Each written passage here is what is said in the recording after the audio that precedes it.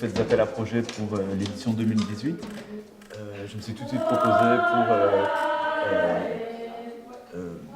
mettre en scène toute une parade avec ma sœur Marie-Mère. C'est vraiment de la co-création, comme disait François. C'est vraiment partir aussi des envies de chacun pour élaborer quelque chose.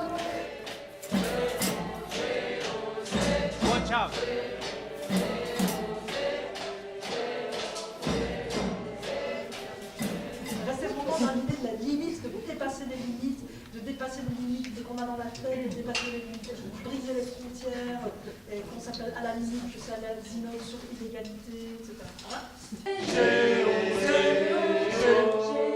On a été en contact avec des gens de la communauté LGBT grâce à la Rainbow House, la VSP, la Voix des Sans-Papiers. Donc on a été comme ça exposé à toute une série de personnes. C'est comme ça qu'on a fait pour réunir tous ces gens-là. Si une personne est motivée, qu'elle soit avec ou sans papier, elle se définit aussi par 10 000 autres manières que genre juste avec ou sans papier.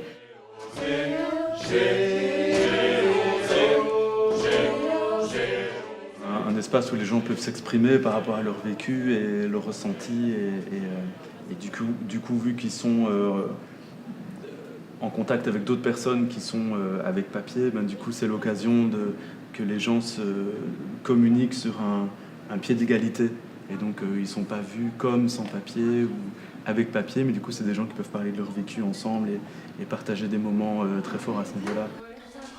Ouais. Voilà, par exemple, tu fais ça. C'est des groupes avec des participants bénévoles qui sont issus de plein de milieux sociaux différents. Le but était de leur faire plusieurs ateliers artistiques pour former en fait un seul et même cortège.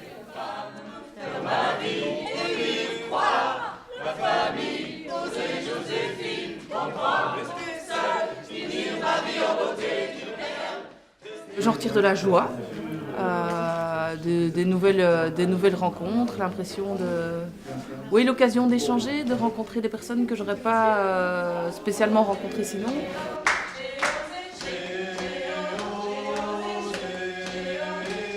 Le fossé de la Voix des Sans-Papiers, on a beaucoup de gens qui viennent de tous ces milieux, donc c'est pas toujours facile pour eux et c'est très riche comme expérience.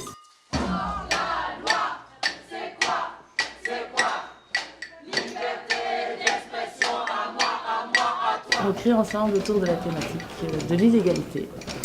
Et donc on met nos idées en commun et puis de là sort quelque chose d'unique avec un petit peu de chacun. On a vécu ensemble ces genres de galères. On a l'habitude de parler entre nous. On n'a pas l'habitude de parler avec les autres. Donc on a essayé de venir sur les Unicoparades et retrouver les gens comme le Maïté.